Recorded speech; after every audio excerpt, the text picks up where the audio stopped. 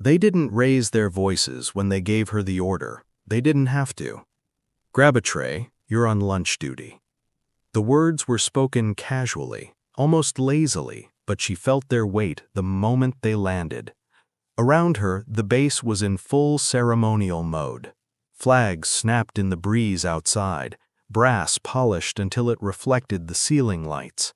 Generals from 3 commands had arrived that morning, and everything was supposed to look perfect. Everything except her. She stood still for a moment, boots planted on the tile floor, face unreadable. Years of discipline kept any reaction from reaching her eyes. She simply nodded once. "Yes, sir." Her superior watched closely as if hoping she'd slip, hoping she'd argue or show even a flicker of resistance.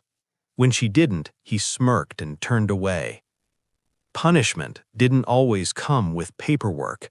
Sometimes it came with an apron. She moved toward the service counter and slipped the white fabric over her uniform. It felt wrong against the weight of the medals beneath it. Not because serving was beneath her, but because she knew why she'd been chosen. She was supposed to be unseen. The dining hall doors opened and a wave of voices rolled in. Deep, confident tones, laughter that came from men who'd spent decades being listened to. Generals filled the room in small clusters, their presence shifting the air itself. Conversations slowed when they entered. Chairs scraped softly as others stood. She lifted the tray. It was heavier than it looked, not because of the food, but because of the memories it stirred. The smell of hot meals had a way of doing that. It reminded her of nights when food arrived late, if it arrived at all. Of eating cold rations in the dark, listening to distant gunfire and closer breathing. She stepped forward. No one noticed her at first. That was the point. She moved smoothly between tables, posture perfect, eyes forward. Years of training showed in every step, even now, even doing something as simple as setting down a plate. A general glanced up briefly as she placed his lunch in front of him. His eyes slid right past her face. Another table, another plate. Her superior stood near the wall, arms crossed, watching. He wasn't subtle about it. He wanted her to feel it.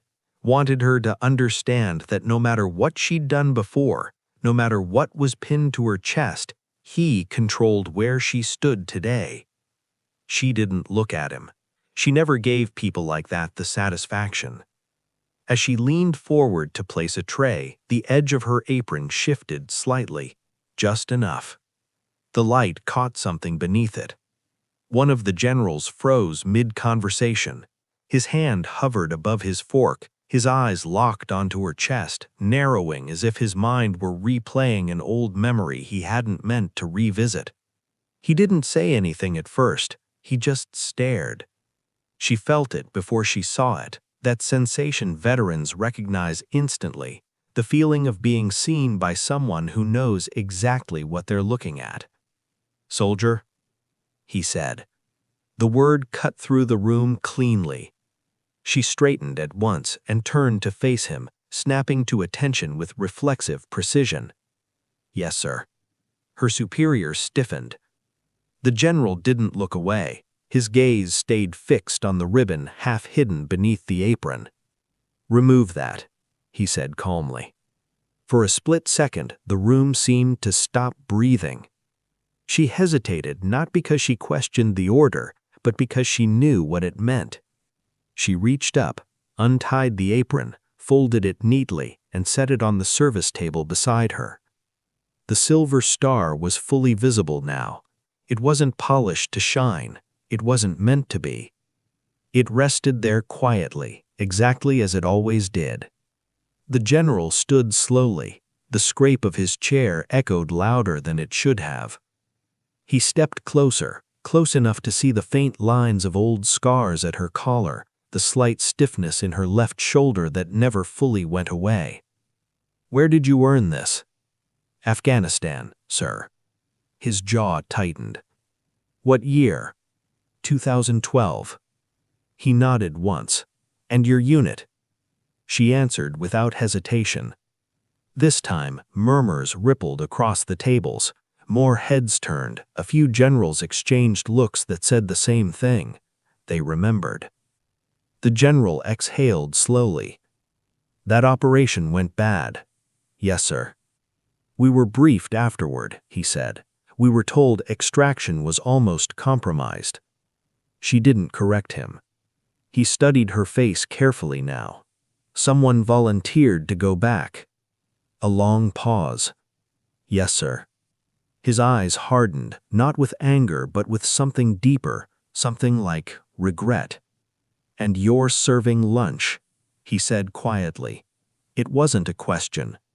Across the room, her superior shifted his weight. The general turned his head slightly. "Why?" No answer came. The silence stretched. Finally, the general looked back at her. At ease. She obeyed, hands clasped behind her back. He turned to the room. "How many of you were briefed on Helmond, Sector 9? Several hands rose. "How many of you were told that a single operator held the corridor under fire for 6 minutes so a medevac could land?" More hands. "That operator is standing in front of you." The room changed. It wasn't dramatic, no gasps, no applause, just a shift, a recognition. The general faced her again. "Why don't you wear it?" She answered honestly. "Because it doesn't belong to me alone." He nodded. "Who gave you lunch duty?" Her superior's name was spoken by someone else before she could respond. The general turned. The look he gave him was quiet but devastating. "After we eat," he said calmly, "you and I are going to have a conversation." Her superior swallowed. The general looked back at her. "You don't serve today." He pulled out a chair. "You sit." The moment hung in the air. She hesitated for the first time all day. "Yes, sir," she said finally, and took the seat. And as she did, every general in the room rose to their feet, not out of protocol, but respect. She kept her eyes forward. Because the real story wasn't about the medal, it was about what came next. The chair felt unfamiliar beneath her. Not uncomfortable, just wrong in a way she couldn't explain. She'd spent years learning how to stay light on her feet, how to remain ready to move at a moment's notice. Sitting, truly sitting, in a room full of generals felt more dangerous than standing under fire ever had. Conversation slowly returned to the dining hall, but it wasn't the same. Voices stayed lower, glances drifted her way, then away again. No one wanted to stare, but no one could fully look away either. The general who had spoken to her took his seat again, though he didn't immediately return to his food. He watched her the way commanders watch a battlefield, not for what was obvious, but for what was hidden. "You were assigned here recently," he said, keeping his voice casual. "Yes, sir." "Voluntary transfer?" "No, sir." Across the room, her superior stood stiff as a statue. He hadn't moved since his name had been spoken. He knew what was coming. He'd seen it before, just never pointed at him. The general nodded slowly. "I've read your file." Her eyes flickered for the first time, just slightly. "Then you know why I requested reassignment," she said. "I do," he replied. "And I know why it was denied." That landed heavier than any accusation. The general took a sip of water and leaned back. "Tell me something. When you held that corridor in Helmand, did you think you were coming back?" She didn't answer right away. "No, sir." A few officers nearby stopped eating entirely. "What made you stay?" She thought of the radio screaming, the wounded crying out, the silence that followed when one of the voices went quiet forever. "Because if I didn't, no one else would have made it out." The general nodded once. That was the answer he'd expected. He pushed his chair back again and stood. This time, others followed without realizing it. Rank had a way of moving people before their minds caught up. He turned toward her superior. "Walk with me." It wasn't a request. They stepped into a side corridor, the hum of the dining hall fading behind them. Two aides followed at a distance, close enough to hear, far enough to stay out of it. The general stopped. "Explain," he said simply. Her superior cleared his throat. "Sir, discipline issue." The general raised an eyebrow. "A Silver Star recipient serving lunch is discipline? She's difficult." "Difficult how?" "She questions orders." "Which ones?" The silence stretched thin. The general's voice dropped. "Be very careful with your next answer." Her superior swallowed.